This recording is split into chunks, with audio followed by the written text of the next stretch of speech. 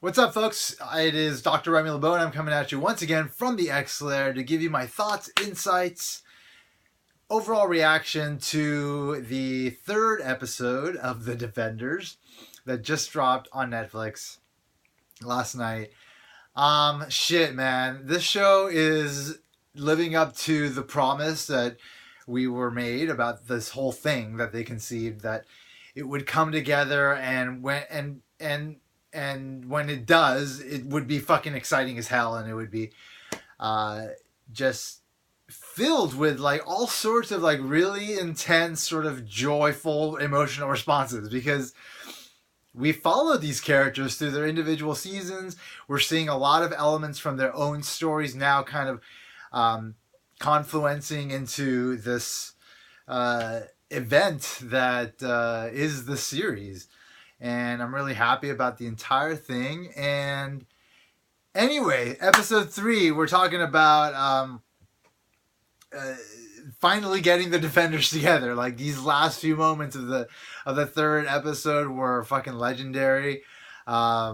Just finally getting the four together, seeing that much power just like on screen together. Luke Cage, super fucking powerful. Jessica Jones, same. Jessica Jones and Luke Cage seeing each other for the first time in who knows how long. A long time. Luke Cage has been in prison, and before that, she wasn't involved in any of his Harlem stuff. So, like, it's been a while since they've seen each other. So they get that reunion.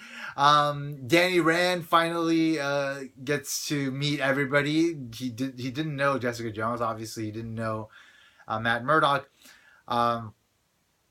Anyway, let me go back to the beginning. Like, a lot happened in this episode in terms of like the characters, coming together. Like, in the last episode, we know we had that really cool fight between Luke Cage and Iron Fist.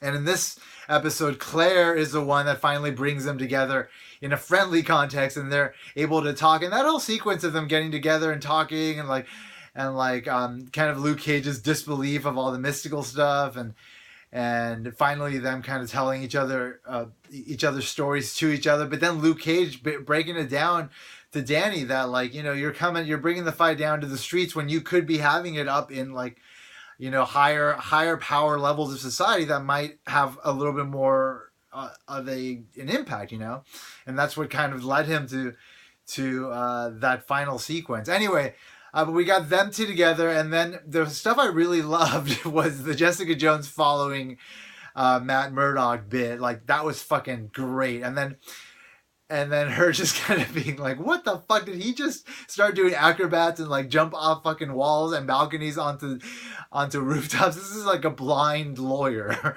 And now all of a sudden he's like this, maybe like potentially Olympic award winning gymnast, right?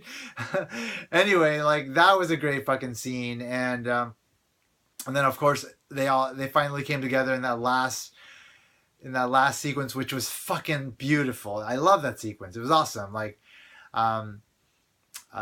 you've got that initial sort of interaction between Sigourney Weaver and Danny Rand. Sigourney Weaver was, man, I'm so glad they got her for this, because, like, she is essentially the mustache twirling villain, but like done so authentically that it's just like you buy it.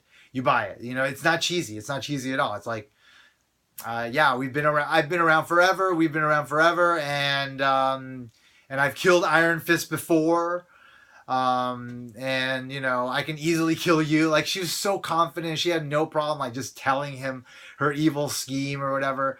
And then all these other quote unquote CEOs of this corporation were like ninjas and very skilled, and so that fight that erupted was like, had a lot of stakes in it, had a lot of like really sort of heavy contenders on both sides. And so it was the kind of fight you want to see between the Defenders and, like, their opponents. And in this case, it's the Hand, and in this episode, it's like the highest level of the Hand, supposedly, based on what we're sort of told. So like that fight was just, it was like exactly what you want. You know, you don't want some lopsided fight. You want it to be like, just of that equal sort of threat level, so that then you could have that uncertainty. Who's gonna win? Obviously, we know the defenders are gonna win, but they're gonna go through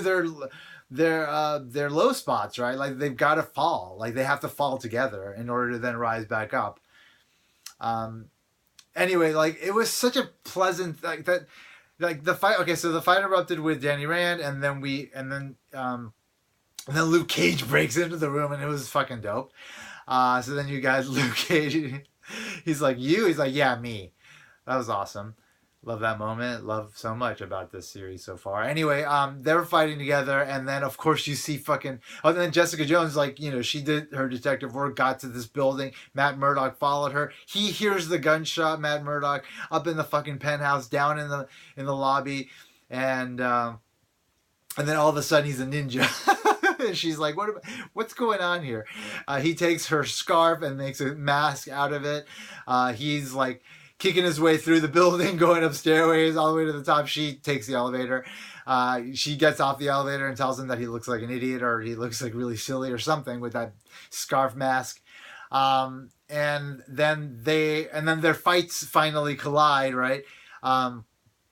But it happens like in one take, so it's really cool. It's like you start in one room's fight, and then you go down the hall, and there's Jessica Jones and Matt Murdock. Finally, everybody comes together. Luke Cage and Jessica Jones recognize each other, like, Jessica, Luke, like, we're in the middle of a fight, but nice to see you. And then bam, it gets fucking crazy. That's when like the excitement really erupted, when like all four characters were finally together fighting. So much power.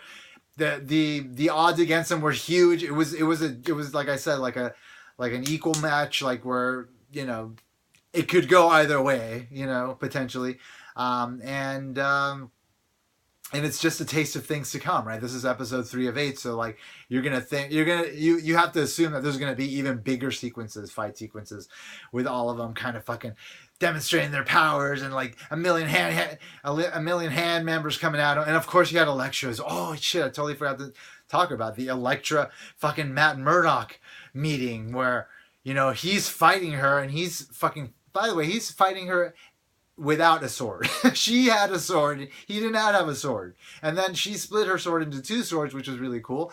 And then he still did not have a sword. And he was fighting, he was flipping, he was missing that sword because he's fucking Daredevil. And that's what Daredevil does.